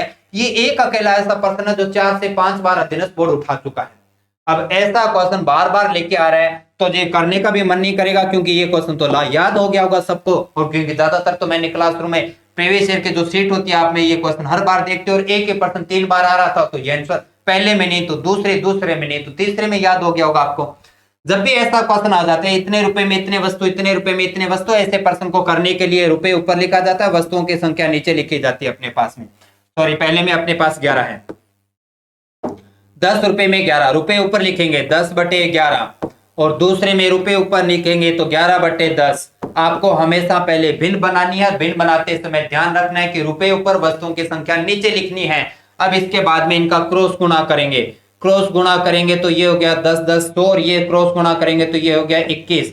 आपको ध्यान रखना है कि क्रय मूल्य के नीचे खरीदने की शर्त लिखते हैं, विक्रय मूल्य के नीचे बेचने की शर्त लिखते हैं। तो आपका क्वेश्चन बना क्या कि 100 रुपए में हमने वस्तु खरीदी थी, 121 रुपए में बेच दी, तो बताइए सौदे में क्या हुआ कि जी लाभ हुआ है। कितने का हुआ है जी? 21 का हुआ है। कितने पे हुआ है? 100 पे हुआ है। कुछ गणितज्ञ हमारे साथी ऐसा काटे बिना आंसर थोड़ी ना लिखते हैं, 0 से 0 काटो तब जाके आंसर आया, कितना हमें प्राप्त हुआ? से। जबकि आपको ध्यान होना चाहिए कि 100% पे तो बात करते हैं, 100 पे जो कैलकुलेशन करते हैं वही लाभ और हानि होता है। यहीं से सीधा 21% ही तो आ रहा था। ये आपका 16 नंबर क्वेश्चन जो कि 4 तारीख का सेकंड शिफ्ट का जो क्वेश्चन था अपने पास में,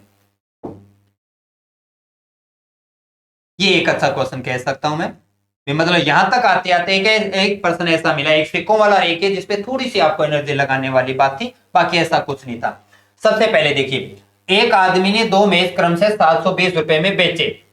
एक को भी 720 तो दूसरे को भी कितने में बेचा? 720 में। तो इस प्रकार से बताइए, 720 में पहले को बेचा, 720 में दूसरे को बेचा, कुल मिलाकर हमारी जेब में रुपए कितने आगे के जी? 1440 रुपए आगे। सही कहा क्या आपने? कुल मिलाकर कितना आगे? 1440 रुपए आगे। अब वो कहते हैं कि एक को 20% लाभ पर, दूसरे को 20% हानि हुई।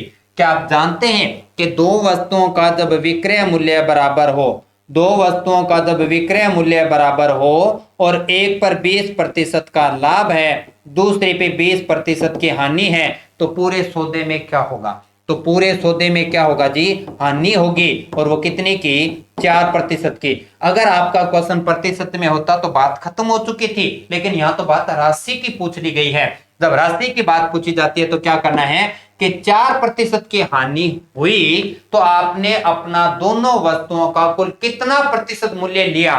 तो दोनों वस्तुओं का 4% हानि होने की वजह से कितना? 96% मूल्य लिया है दोनों वस्तुओं को बेचने पर।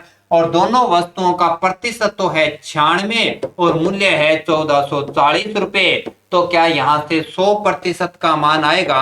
100 का मान बताने के लिए 1440 में भाग दिया 96 इंटू किया 100, तो आपका आंसर प्राप्त होता है कितना पे जाएगा जी? पूरा पूरा 15 पे आ जाएगा। ये हो गया जी अपने पास में 1500 रुपए।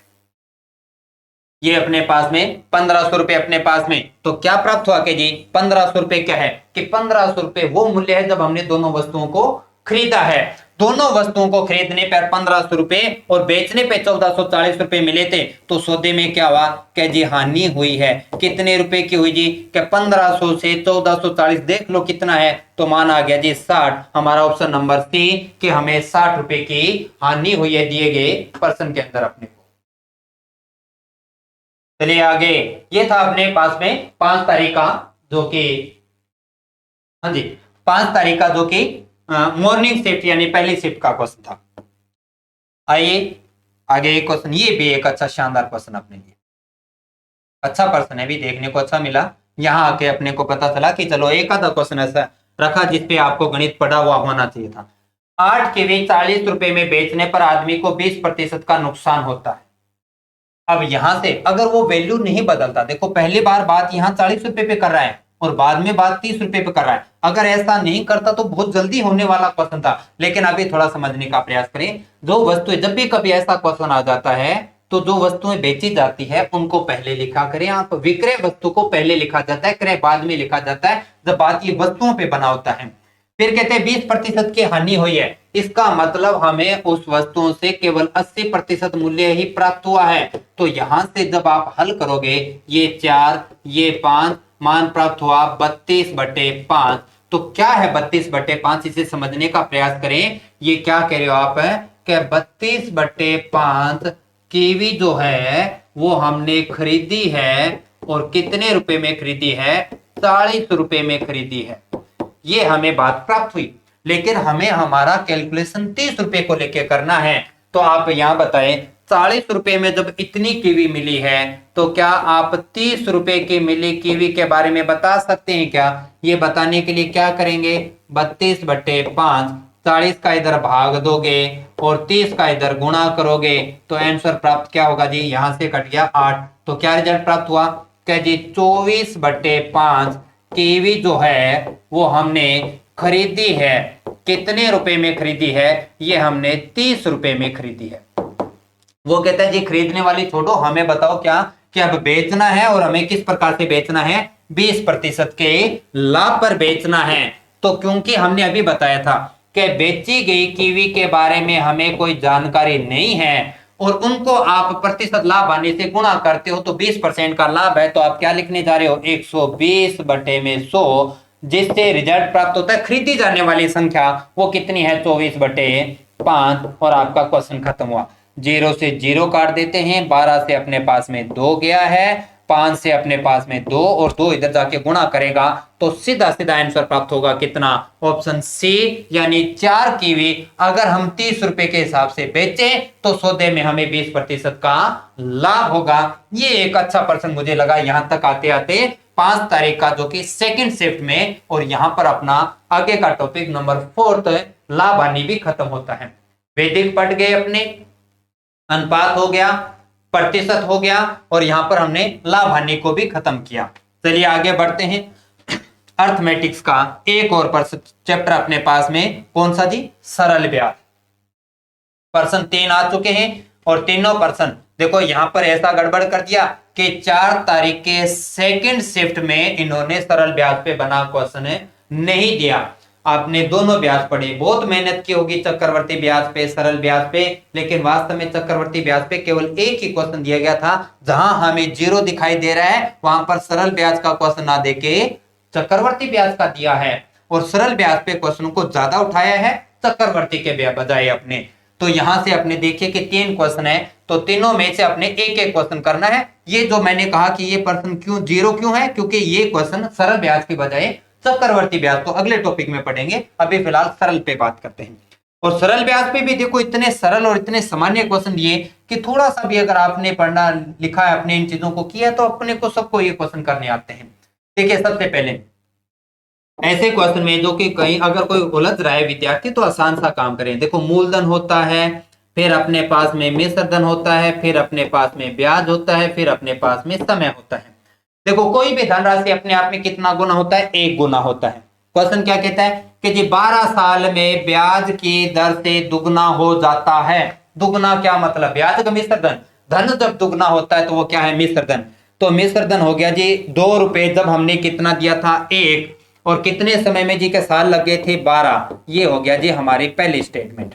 आइए दूसरा स्टेटमेंट क्या कहता है कि जी धन तो देने को आपके पास में अभी भी 1 रुपए है, लेकिन हमारे मन में थोड़ा सा लालच ज्यादा का आ गया, और हम कितना चाहते हैं, हम चाहते हैं कि वो धन 3 गुना हो जाए। तो बताओ जी कितने साल तक के लिए उसे उधार दे के रखें कि आपका आंसर प्राप्त हो जाए।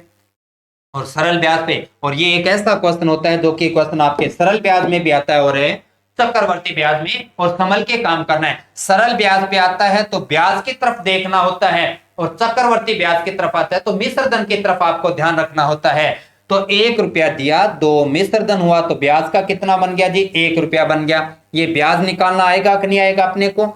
हमने 1 रुपया दिया, मिश्र धन 3, तो ब्याज कितना हो गया जी, 2 रुपये हो गया। अब आप देखो ब्याज पहले 1 था, यहां से एक लाइन बोलूंगा क्या, कि ब्याज में जितना गुणात्मक परिवर्तन होता है, समय में भी उतना ही गुणात्मक परिवर्तन होता है, और समय में जितना गुणात्मक परिवर्तन होता है उतना ही ब्याज में गुणात्मक परिवर्तन होता है। तो ब्याज आपका जब दुगना हुआ है तो समय भी तो भी क्या होगा, दुगना होगा। और 12 का दुगना कितना हो गया, 24 साल हमारा कोई ऑप्शन है क्या जी? कहीं दिखाई दे रहा है? बिल्कुल दिखाई दिया हमें, 24 साल ऑप्शन नंबर है डी, क्वेश्चन नंबर 19 अपने पास में।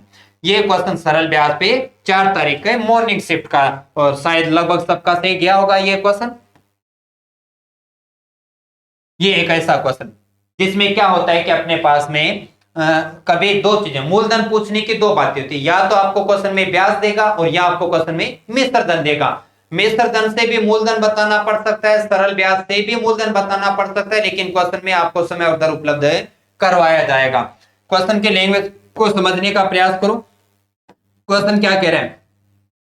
दर कितनी है जी? 25% की। समय कितना है? 4 साल। ब्याज कौन सा है? साधारण। 8800 रुपये हो जाती है। ये क्या है? ये हमारा मिश्र धन है, ये हमारा मिश्र धन है अपने पास में। तो अब आते हैं जी मिश्र धन के बारे में बात करें तो देखो, जो भी क्वेश्चनों में अगर कोई कहीं इंग्लिश में एरर है तो हिंदी में जरूर पढ़िएगा थोड़ा सा। तो यहां पर अपने बात करते हैं मिश्र धन 8800 रुपए। अब पहले साल की दर अगर 25% है तो क्या आप जानते हैं कि साधारण ब्याज प्रत्येक साल एक समान दर से ब्याज लेता है? याददाश्त में है क्या आपने? तो 4 साल में कुल मिलाकर ब्याज कितना बन गया?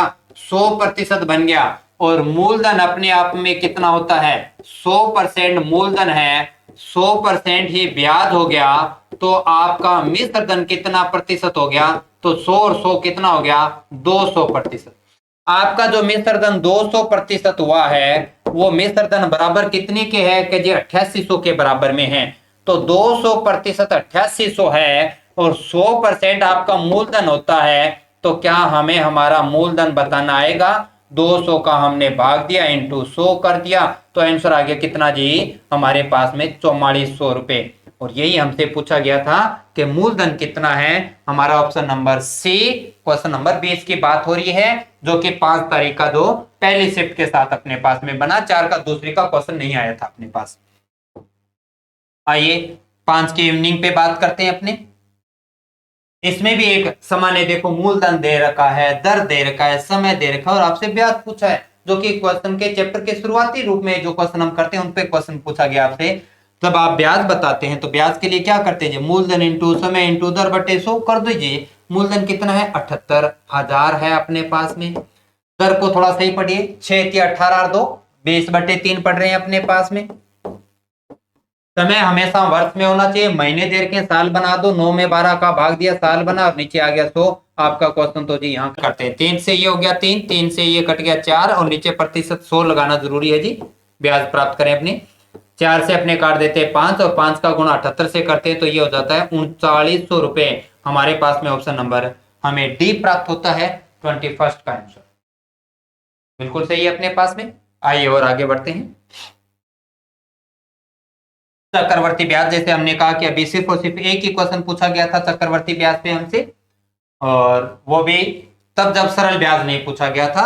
4 तारीख के सेकंड शिफ्ट में एक क्वेश्चन आया था और उसमें देखिए कितना आसान और सामान्य क्वेश्चन आपसे पूछा गया।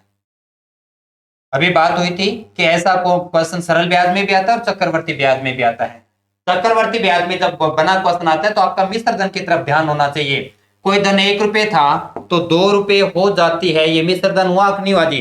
तो पहला मिश्र धन है हमारे पास में 2, कितने समय में? 15 साल में। पहला मिश्र धन 2 रुपए 15 साल में, और दूसरा मिश्र धन देखिए कितना है? 8, जिसका समय हमसे पूछा जा रहा है।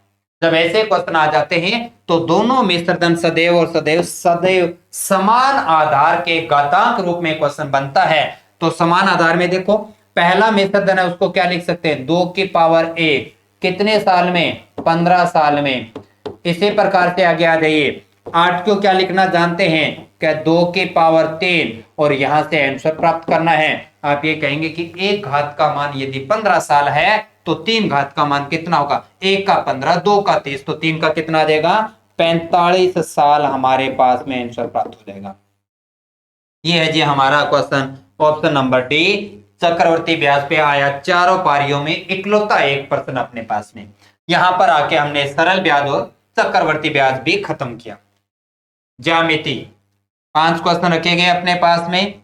प्रत्येक पारी में एक एक रखा गया और 5 के शाम की शिफ्ट में 2 क्वेश्चन आपसे ज्यामिति पे पूछे गए और इतने सामान्य क्वेश्चन थे कि ज्यामिति पे बना एक भी ऐसा क्वेश्चन नहीं था जिसके लिए किसी क्वेश्चन में आपको पेन चलाने की आवश्यकता थी। केवल पढ़ना और आंसर टिक करने वाले जीके की तरह क्वेश्चन थे। तो देखते हैं अपना पहला क्वेश्चन। आपको ध्यान में हो तो अपने बहुत सारे ऐसे क्वेश्चन अपने जो एग्जाम से तुरंत पहले, आपके एग्जाम से पहले कुछ जो क्लास लेके आए थे उसमें बात बात हुई थी अपने, और मैंने कहा था यदि दो त्रिभुज एक दूसरे के समरूप होते हैं, दो त्रिभुज एक दूसरे के समरूप होते हैं तो उनका क्षेत्रफल उनके संगत भुजाओं के वर्गानुपाती होता है। उनका क्षेत्रफल उनके संगत भुजाओं के वर्गानुपाती, मतलब भुजाओं का वर्ग कर दो क्षेत्रफल और क्षेत्रफल का वर्गमूल कर दो तो भुजाओं का अनुपात प्राप्त होता है। जो भुजाओं का अनुपात होता है वही उनके ऊंचाई का अनुपात होता है और वही उनके माध्यिका का अनुपात होता है। ये बात हमने कही थी। तो आप देखिए दो त्रिभुज एक दूसरे के जब इस प्रकार से ए बी डी ई के B C E F C F D के बीच का जो रेशियो है, यानी दोनों त्रिभुजों के भुजाओं के बीच का जो अनुपात दे दिया वो कितना दे रखा है, 3:5 है अपने पास में।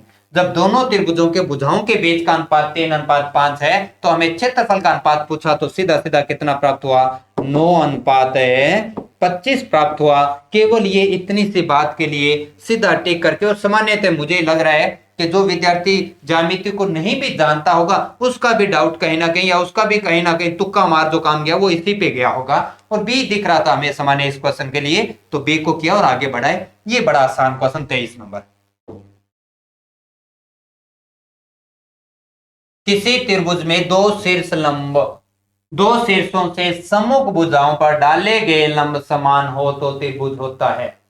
अगर आप संभव त्रिभुज की बात करें तो तीनों शीर्ष लंबों की लंबाई बराबर होती है, लेकिन ये याद रखो कि जितने शीर्ष लंब बराबर होते हैं त्रिभुज में उतनी भुजाएं भी बराबर होती है। तो आपका ये त्रिभुज कहता है कि इस शीर्ष पे डाला गया ये शीर्ष लंब, इस शीर्ष से डाला गया ये शीर्ष लंब, दोनों एक दूसरे के बराबर है। इसका मतलब दोनों संगत भुजाएं भी एक दूसरे की क्या है, बराबर है। और जिस त्रिभुज की दो भुजाएं बराबर होती है उसे हम क्या कहते हैं, समद्विबाहु त्रिभुज।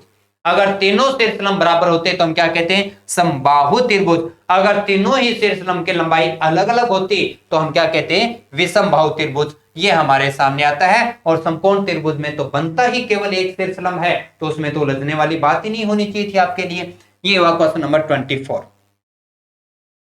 दो क्वेश्चन थे अपने, एक थोड़ा ये चार का सेकंड पारी का अपने पास में। आते हैं अपने 5 पे। अब ऐसा भी जबरदस्त क्वेश्चन आपके सामने रखा है, दो कोण ए, 3 कोण बी, 6 कोण सी है तो तीनों भुजाओं। इतना एक ऐसा प्रश्न आपसे पूछ सकता है, सोचा नहीं था कभी। देखिए आपके सामने क्या क्वेश्चन रखा गया है कि एक त्रिभुज है, इस त्रिभुज के जो कोण है ए कोण का दुगुना, बी का 3 गुना, सी का 6 गुना बराबर में है। तो मुझे ये बताइए कि अगर आपका ए बी सी आता है और आपसे इस प्रकार से क्वेश्चन देता है कि कोण 2a बराबर में 3b बराबर में 6c, तो क्या यहां से हमें अनुपात प्राप्त करना आएगा कि नहीं आएगा। 2 3 6 का लघुत्तम क्या होता है, 12, 12 में 2 का भाग दिया 6, 3 का भाग दिया 4, 6 का भाग दिया 1। लो जी अनुपात प्राप्त हो गया। तीनों भुजाओं के सॉरी 6 ले रहे थे अपने, 12 नहीं सॉरी 6 लेना था। तो 6 लघुत्तम 6 है, 6 में 2 का भाग दिया अपने पास में 3, 3 का भाग दिया 2 और यहाँ का माना है 1। लो जी अपने तीनों कोणों के बीच में अनुपात प्राप्त हुआ। और त्रिभुज के अंतः कोण कितनी डिग्री के होते हैं, कि जी 180 डिग्री के होते हैं। तो 180 डिग्री में ये बांटना आएगा कि नहीं आएगा, 3 का भाग दिया 60 आएगा अपने पास, सॉरी 3 2 5 और 6 का भाग दिया 30 दिया 90, 30 2 60 और 30 एकम 30। हमारा सीधा सा आंसर नंबर ए। और जैसे मैंने कहा कि आपके ज्यामिति के इतने सरल क्वेश्चन रखे गए जिनमें किसी को पेन चलाने तक की आवश्यकता नहीं थी। क्वेश्चन नंबर 25 का ऑप्शन नंबर ए अपने पास में अनुपात से ही बना तो आंसर सही आएगा अपने पास में। चलिए और आगे बढ़ते हैं 5 के इवनिंग पारी पे। सिंबल जानते हो क्या, ये सिंबल क्या होता है जी, सर्वांग सम होता है। सर्वांग सम का मतलब होता है कि दोनों त्रिभुज के संगत भुजाएं और संगत कोण सदैव और सदैव एक दूसरे के बराबर होता है। बस ध्यान ये रखना है कि आपको त्रिभुज बनाने आने चाहिए। देखो पहला त्रिभुज कौन सा है, पहला त्रिभुज है ए बी और सी। ये ध्यान रखिए, जैसा आप पहले त्रिभुज में पढ़ते हैं शीर्षों के नाम उसी क्रम में दूसरे पे पढ़ना होगा। अगर आपने ए शीर्ष पे लगाया है तो पी भी शीर्ष पे आएगा, ए आधार पे लगाया तो पी भी आधार पे आएगा। ये लिखना आपको आना चाहिए जब आप समरूप और सर्वांग समता की बात कर रहे होते हैं। संगत कोण और संगत भुजाएं सही क्रम में लिखना सीखना होगा आपको। तो यहां के बाद पी, क्यू और आर। अब आपने क्वेश्चन पे आ जाइए, ये दोनों त्रिभुज एक दूसरे के क्या है, ये सर्वांग सम है। अब सर्वांग सम के बारे में बात करते हैं। तो बताइए, पहला ऑप्शन आते हैं, ए सी बराबर पी आर है, ए सी बराबर में पी आर है। बिल्कुल ये इसके संगत दिखाई दे रही है कि नहीं दे रही, तो बिल्कुल ये तो सही है, हमारा पास में ए सही है। ए बी बराबर पी क्यू, ये ए बी है, ये ए बी है हमारा, ये बराबर पी क्यू के, ये भी सही है हमारे पास में, ये भी संगत दिखाई दे रहा है अपने पास में। बी सी बराबर पी क्यू, नहीं जी, बी सी के बराबर में पी क्यू नहीं है, बी सी के बराबर में तो क्यू आ रहा है, ये रहा बी सी के बराबर में तो क्यू आ रहा है। तो मतलब सीधा सीधा गलत कौन सा है जी, सी नंबर ऑप्शन गलत है, 26 नंबर की बात हुई। चलिए आगे बढ़ते हैं अपने पास में। एक सीधी रेखा पर आसन कोण 5:4 के अनुपात में, तब छोटे कोण का मान बताइए। मतलब अधीनस्थ बोर्ड का ये टारगेट ही था आपका कि गणित का कोई भी प्रश्न आपसे गलत हो ही ना, आप चाहो तब भी ना गलत कर पाओ। इतने सामान्य क्वेश्चन अपने पास में इस तरीके से पूछेंगे, इतना भी उम्मीद हमने नहीं किया था। लेकिन चलो अच्छी बात है उनके लिए जिनको गणित नहीं आता। थोड़ा अफसोस उन विद्यार्थियों को बाद जिनकी गणित जबरदस्त थी, उनको लग रहा था कि गणित एक अच्छे स्तर की आएगी तो हमारा अच्छा स्कोर होगा, उनका स्कोर नहीं हो पाएगा जिनको गणित कम आती है। लेकिन यहाँ पेपर एक ऐसा बन के आ गया कि एक अच्छी तैयारी वाला भी अच्छे क्वेश्चन लगभग अपने 18 में से लगभग क्वेश्चन करके गए, और जिनकी एक एवरेज तैयारी थी वो भी लगभग क्वेश्चन कर गए। कोई एक आधा क्वेश्चन अगर उनके हाथ से गया तो अलग बात है। तो ये हुआ 5:4 के।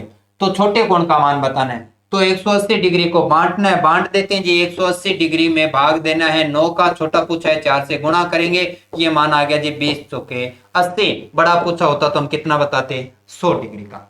और यहाँ आके ज्यामिति भी अपनी खत्म होती है। कोई भी एक ऐसा पर्सन भी नहीं मिला ज्यामिति में जिसमें किसी प्रकार का आपको एफर्ट लगाना था या किसी प्रकार की बड़ी आपको प्रमेय का याद होना जरूरी था अपने पास में। 27 नंबर आते हैं, ये एक जबरदस्त काम रहा अपने लिए, क्या कि क्षेत्रमिति के अंदर 2D के अंदर हर पेपर में से 2 क्वेश्चन उठाए। वर्ग, आयत, त्रिभुज, चतुर्भुज यानी 2D पे बना हर पारी के अंदर 2-2 क्वेश्चन आए थे।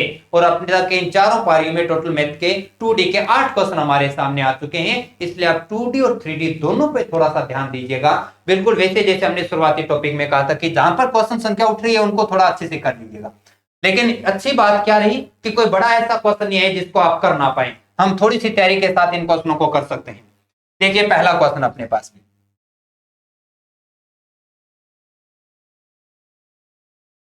एक तार की त्रिज्या 98 सेंटीमीटर त्रिज्या के वर्त के आकार का है। एक तार दिया जिसे हमें वर्त बनाया गया, उस वर्त की जो त्रिज्या है वो हमें बताई गई कितनी, 98 सेंटीमीटर। और वो कहते हैं इस तार के एक वर्ग, अब उस तार को करो सही सीधा एक सीधी स्ट्रेट लंबाई में करो और उससे बना दो जी एक वर्ग बनाना है अपने को, उससे अपने को एक वर्ग बनाना है।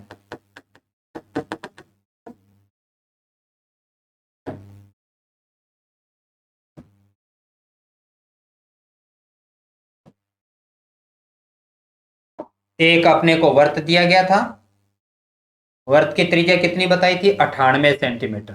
इस तार से अब हमें क्या बनाना है, एक वर्ग बनाना है। और वर्ग के बारे में वो पूछ रहा है क्या जी, उसकी भुजा बताओ। बता देते हैं जी, ये रही भुजा। अब पहले तो ये देखना होगा क्या दोनों आकृतियों का क्षेत्रफल बराबर है या दोनों आकृतियों का परिमाप बराबर है। तो हमें थोड़ा सा इतना तो अनुभव होना चाहिए। उस तार की बात हो रही थी जिसे बाहर रूप में आवरण के रूप में यूज किया था आपने, तो इसका मतलब वो जो तार जो बाहरी एरिया कवर कर रहा था वो लंबाई जो थी वो उसके परिधि के बराबर में या इधर परिमाप के बराबर में। तो मतलब आप ये कह रहे हो कि वर्ग का जो परिमाप है वो बराबर है किसके, वर्ग की परिधि के बराबर में है, तब जाके आपका आंसर आ जाता है। तो अब आप फॉर्मूला भी जानते हो, क्या जानते बताओ। वर्ग का परिमाप का फॉर्मूला क्या होता है कि जी 4a होता है। वर्ग की परिधि का फॉर्मूला क्या होता है कि जी वो तो 2πr होता है। 4a तो ठीक है, 2 भी आ जाता है, पाई का मान 22/7 रख देते हैं, परिधि में r चाहिए, r कितनी है जी 98, ये रखा जी 98, 7 से काट देते हैं, 14 7 98 होता है क्या जी अपने पास में। 4 2 से कट गया 4 पे, ये और 2 से ये कट गया 7 पे, और 22 का गुणा 7 से करोगे तो जी मान आ जाएगा 154 सेंटीमीटर हमसे पूछा गया था, जो कि ऑप्शन नंबर कौन सा जी, डी में हमें दिखाई दे रहा है। ये हमारा जो कि 4 का मॉर्निंग का पहला प्रश्न। हर में 2-2, प्रत्येक पारी में 2-2 क्वेश्चन करेंगे अपने। ये हुआ 28 नंबर। देखो इस क्वेश्चन पे मैं स्टार लगा रहा हूं। उसका बड़ा कारण देखो, निकालने को तो आप आंसर निकालेंगे क्योंकि उसने दे रखा है, तो क्वेश्चन हल तो निकालना पड़ेगा अपने को। आप ये कह सकते हैं कि हाँ दोनों आंसर नहीं थे। मैं स्टार इसलिए लगा रहा हूं कि उसने कहा कि लंबाई में 1% की गलती की। तो मुझे बताइए कि गलती हमेशा कमी में करते हैं, ये जरूरी थोड़ी ना, गलती आपने बढ़ाने में भी तो कर दी। हो सकता है कि आपने उसकी भुजा जो 100 मान लीजिए अपने पास में जो 100 सेंटीमीटर थी उसको आपने 101 पढ़ लिया, या 100 थी तो उसे आपने 99 पढ़ लिया। तो ये क्वेश्चन आपका सही रूप में तो नहीं है। अगर आपका दिनेश बोर्ड सही तरीके से आप अगर क्वेश्चनों पे रेट लगाते तो ये क्वेश्चन अपने हाथ से जाने वाला है। लेकिन फिर भी चलो अपने बात कर लेते हैं इस पे। ऑप्शन जब क्लियर है तो आपका आंसर प्राप्त हो सकता है। अब मैं इस गलती को कमी मान के चलता हूं क्योंकि वर्दी के साथ आपका ऑप्शन है ही नहीं। तो इस गलती को हम ये मान के चलते कि 1% की कमी की। तो जो वर्ग की भुजा की लंबाई में 1% की कमी की है, तो वर्ग की भुजा में आपको ध्यान में होना चाहिए कि भुजा में जितने प्रतिशत की कमी की जाती है, परिमाप में भी उतने प्रतिशत की कमी होती है, विकर्ण में भी उतने प्रतिशत की कमी होती है, लेकिन क्षेत्रफल में जो कमी प्रतिशत होता है वो 100 में से कम ज्यादा करके 100 से बताना होता है। आपने 1% की यदि भुजा में कमी की है तो उसके परिणाम परिमाप में भी 1% की कमी, उसके विकर्ण में भी 1% की कमी, लेकिन क्षेत्रफल में बताने के लिए 100 में से प्लस माइनस करना है। तो 100 में से 1 घटाया तो 99 का गुणा किया 99 से नीचे प्राप्त हुआ 100, और 99 का स्क्वायर होता है 98.01% आपका क्षेत्रफल पहुंच गया, जो कि लगभग किसके नजदीक है, जो कि अगर मान लीजिए 100 से कम है तो 100 से कम कितना है 1.9 अपने पास में 99 1.99 की बात हो रही है अपने पास में। तो 1.99 मतलब लगभग नजदीक इसके जा रहा है 2% की कमी के साथ में। लेकिन अगर ये यहां पर 1% की वृद्धि कर देता तो 2% की वृद्धि होनी चाहिए थी, तो ये माइनस ना लगा होता तो बात बढ़िया थी। फिर 2% भले कम के भले वृद्धि के, दोनों तरफ था। अब मेरी तरफ से मुझे याद नहीं आ रहा कि पेपर में माइनस लगा था कि नहीं लगा था, पर यहां लगा है तो ये गलत है, क्योंकि इसलिए मैंने स्टार लगा रखा है। और अगर ये माइनस हटा देते हो फिर आप भले कमी करो और भले वृद्धि करो, आंसर आपका सही जा रहा है। ये अपने पास में 29 नंबर 2D से एक बार उठाया और क्वेश्चन। समबाहु त्रिभुज का क्षेत्रफल 25√3 वर्ग सेमी है, इसका परिमाप क्या है? परिमाप होता है 3, क्षेत्रफल क्या होता है? तो समबाहु त्रिभुज का क्षेत्रफल का फॉर्मूला क्या होता है? a/√3/4 भुजा स्क्वायर, √3/4 भुजा स्क्वायर, और जिसका मान कितना दे रखा है अपने को? क्या जी 25√3 दे रखा है, 25√3 हमें मान दिया गया है। समबाहु त्रिभुज का क्षेत्रफल का मान दिया तो हमने क्षेत्रफल का फॉर्मूला लगाया। अब इसे हल कर दो, क्वेश्चन तो खत्म हुआ जी अपने पास में। √3 से √3 गया, 4 उधर जाके गुणा करेगा तो a² का मान प्राप्त हो गया 25 चौके 100। तो फिर भुजा कितनी प्राप्त होगी? 100 का रूट करोगे कितना आ जाएगा? 10 सेंटीमीटर हमें प्राप्त हुई। अगर समबाहु त्रिभुज एक ऐसा त्रिभुज आपने लिया जिसकी भुजा 10 सेंटीमीटर की है, तो क्या बाकी सभी भी 10-10 की होगी कि नहीं होगी? हमसे परिमाप पूछा और परिमाप कितना प्राप्त हुआ? 30 सेंटीमीटर। बड़ी अजीब बात देखिएगा, ऐसा ही क्वेश्चन एक बार फिर से 5 तारीख वाले पेपर में पूछ लिया गया था, सिर्फ वैल्यू बदल दी गई। वहां पर अपने पास में मेरे ख्याल से 200 कुछ रखा था। तो ये अपने पास में एक क्षेत्रफल पे बना, समबाहु पे बना एक अपना क्वेश्चन, जो कि 4 तारीख का सेकेंड शिफ्ट का अपना क्वेश्चन है। चलिए दूसरा एक और क्वेश्चन दिया अपने पास में। 16 सेमी व 12 सेमी वर्त भुजाओं वाले किसी आयत के पारित पारित मतलब उसके बाहर बना हुआ है। क्या आप जानते हैं कि आयत के बाहर वर्त बनाना? तो आपको पहले एक आयत दिया गया है जिसके आयत के बाहर अपना एक वर्त बना हुआ है। इसकी एक भुजा जो है, एक भुजा दे रखी है 12 सेंटीमीटर की, एक भुजा दे रखी है 16 सेंटीमीटर की। तो क्या आपको यह भी जानकारी में है कि उस वर्त का जो व्यास होगा वो इस आयत का विकर्ण होगा? और आयत का विकर्ण मतलब आपके सामने एक ऐसा त्रिभुज प्राप्त हो जाएगा जिसमें आधार 16 है, लंब 12 है, तो पाइथागोरस त्रिक से या पाइथागोरस प्रमेय से आप अगर ये कर्ण प्राप्त करोगे तो कितना प्राप्त हो जाएगा जी 20। अब कर्ण 20 है तो मतलब इसका व्यास 20 है, पर हमें तो व्यास नहीं चाहिए जी, हमें तो केवल उसकी त्रिज्या चाहिए। और व्यास 20 है तो त्रिज्या कितनी हो जाएगी 10 सेंटीमीटर हो जाएगी। और उसने हमसे पूछा है वर्त का क्षेत्रफल, और वर्त के क्षेत्रफल का फॉर्मूला पाई आर कितनी आर स्क्वायर होता है क्या 10 इंटू 10, तो हमारा मान प्राप्त हुआ कितना 100 पाई, जो कि ऑप्शन नंबर डी में आपने को दे रखा है। 31 नंबर 4 का सेकंड पारी। यहां पर आके अपने चारों क्वेश्चन और 4 तारीख का चैप्टर खत्म होता है, पहुंचते अपने 5 तारीख पे।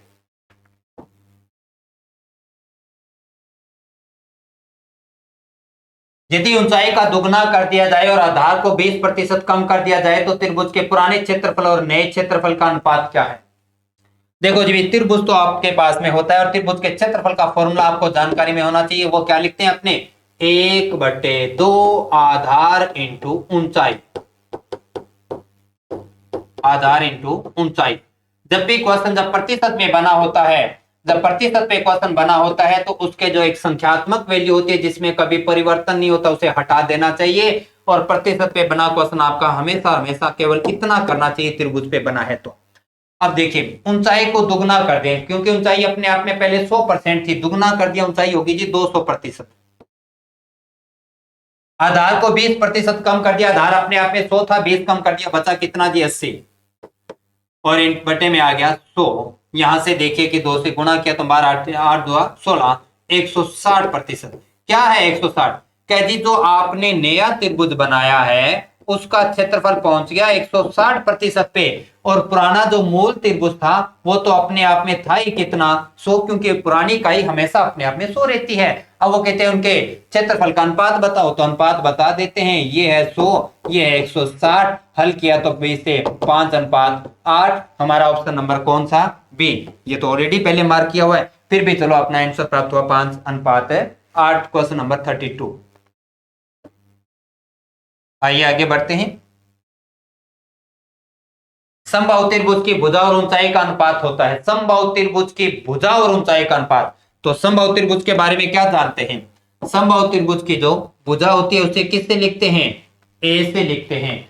समबाहु त्रिभुज की भुजा को किससे लिखते हैं ए से, और समबाहु त्रिभुज की ऊंचाई को किससे लिखते हैं a√3/2।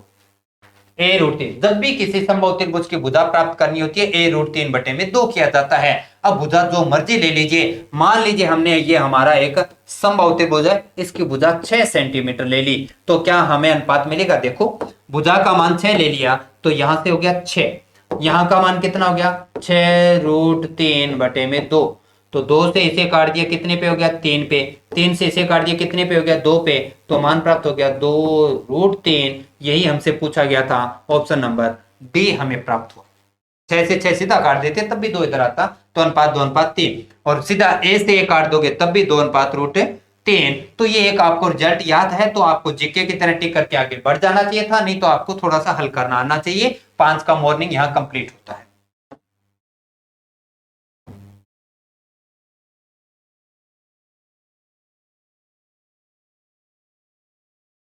यहां से अपने पास में क्या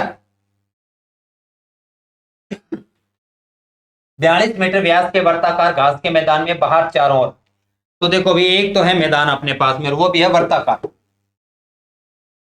ये रहा। हमें व्यास नहीं त्रिज्या चाहिए, त्रिज्या होगी जी 21 मीटर। इसके बाहर चारों ओर मार्ग बना हुआ है, ये मार्ग बना हुआ है जिसकी चौड़ाई बताई गई है 3.5। अब वो ये कहते हैं कि जी इसके अंदर अपने को कंकड़ बिछाने हैं, कंकड़ का खर्चा भी है 4 रुपए प्रति वर्ग मीटर का, तो पूरा खर्चा कितना लगा ये बता।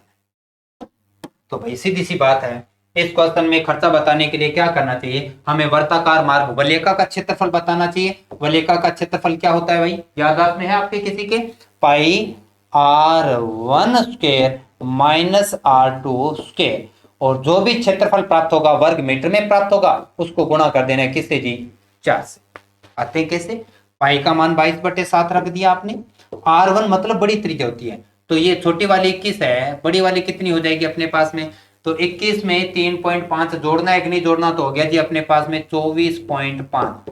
तो बड़ी वाली त्रिज्या तो है अपने पास में 24.5, 24.5 का क्या करना है, स्क्वायर करना है। R2 छोटी वाली त्रिज्या कितनी है, 21, तो आपको क्या करना है, 21 का स्क्वायर करना है। a प्लस बी और a माइनस बी कर दो, जैसा समझ में आए या इनका स्क्वायर कर सकते हो, वो आपकी प्रॉब्लम होती है अपने पास में कैलकुलेशन के दौरान, क्योंकि पेपर के दौरान आप कैसा सोचते हैं उससे फर्क पड़ता है। मैंने कैसा बताया या मैंने कैसे किया, वो पेपर के दौरान चीजें मैटर नहीं करती। जब आप इसे हल करेंगे तो हमें एक राशि प्राप्त होगी, और वो राशि प्राप्त होगी हमारे पास में कितना, 2002 रुपए हमारा खर्चा प्राप्त होगा। ये एकमात्र ऐसा प्रश्न है जिसमें थोड़ी सी कैलकुलेशन के रूप में, कभी भी आप इनका वर्ग मत निकालिए, a प्लस बी और a माइनस बी के माध्यम से कीजिए, ये आंसर प्राप्त होगा 34 अपना पास में 5 तरीका। ये पहला क्वेश्चन। और आते हैं अपने 5 के शिफ्ट का क्षेत्रफल के 2D को भी खत्म करते हैं अपने इस प्रश्न के साथ। और ये अभी मैंने कहा था कि आपसे 2 क्वेश्चन पूछा गया था, एक तो 4 को पूछा गया था, एक 5 को, सेम क्वेश्चन अपने पास में। फिर से समबाहु त्रिभुज का क्षेत्रफल दे रखा है, कितना होता है फॉर्मूला, √3/4 a स्क्वायर, जो कि बराबर किसके है, 400 √3 के है। तो √3 से √3 गया तो a स्क्वायर के बराबर में कितना आ गया, 4 चौके 1600, a का मान कितना आ गया, 40 आ गया, और भुजा 40 है तो परिमाप कितना होता है, क्योंकि परिमाप 3 इंटू भुजा होता है। समबाहु त्रिभुज की सारी भुजाएं अगर 40-40 की होगी तो हमारा परिमाप कितना होगा, तो परिमाप हो जाएगा कितना, 120 मीटर। ये है जी आज का, मतलब आज का पहला भाग अपना। दूसरा भाग कल इसी समय 7 बजे फिर से लेके आएंगे। बचे हुए बाकी टॉपिक 3D, त्रिकोणमिति, लघुगणक, सांख्यिकी, जो भी पार्ट बच गया उनके बचे हुए क्वेश्चनों के साथ अपने कल आएंगे अपने इसी क्रम में।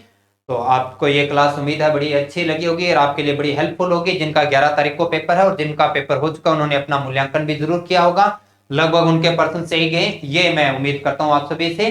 और जाते जाते एक बार फिर से कहना चाहूंगा कि आपका अच्छा पेपर गया है, आपको आगे अच्छे से तैयारी करनी है तो अभी से जुट जाइए, देरी मत कीजिएगा। और मैथमेटिक्स सब्जेक्ट पे एक बार फिर से अगर इसी प्रकार से आपके एलडीसी के पेपर में, जो कि +2 लेवल का आने वाला एग्जाम है, उसके अंदर आपके भले आपके 20 या 25 प्रश्न आते हैं, अब तक के एग्जाम से हम देखें अगर सिलेबस में परिवर्तन नहीं हुआ तो गणित के 50 प्रश्न आते हैं अपने पास में। अब की बार अगर परिवर्तन होता है कि नहीं वो अलग बात है, यदि नहीं परिवर्तन हुआ तो गणित के 50 प्रश्न आएंगे और वो के पूरे वो इसी सिलेबस पे जो आपने सीटी +2 के लिए पढ़ा है।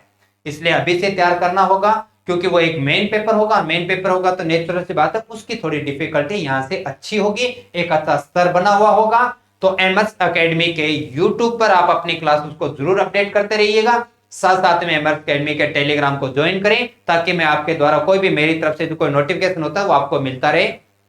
और सबसे जरूरी है एमएस एकेडमी के एप्लीकेशन को आप प्ले स्टोर से जाकर डाउनलोड कीजिएगा। उसमें आपके फ्री ऑफ कॉस्ट आपके लिए टेस्ट रखे गए हैं, study material free of cost है, और नया पेड कोर्स जैसे मैंने कहा कि 18 तारीख को मैं नया शुरू करूंगा, जिसे ज्वाइन करना है। और आप गणित को बड़े अच्छे से बना के चलिए। अगर गणित के अंदर आपको कॉन्फिडेंस बना रहता है तो जीके या किसी भी और पार्ट को आप और अच्छे से कर पाएंगे। तो इसी उम्मीद के साथ कि आज की क्लास आपको बड़ी अच्छी लगी होगी, लाइक जरूर करें, अपने सभी साथियों के साथ शेयर करें, और जो साथी पहली बार इस यूट्यूब चैनल पे आए हैं चैनल को सब्सक्राइब करना ना भूलिएगा, ताकि जैसे जैसे क्लास का अपडेट है आपको मिलता रहे। और इसी प्रकार से कल की क्लास फिर से अपने दूसरे भाग में कंप्लीट करते हैं। आज इतना ही, मिलते हैं अपने कल की क्लास में। धन्यवाद।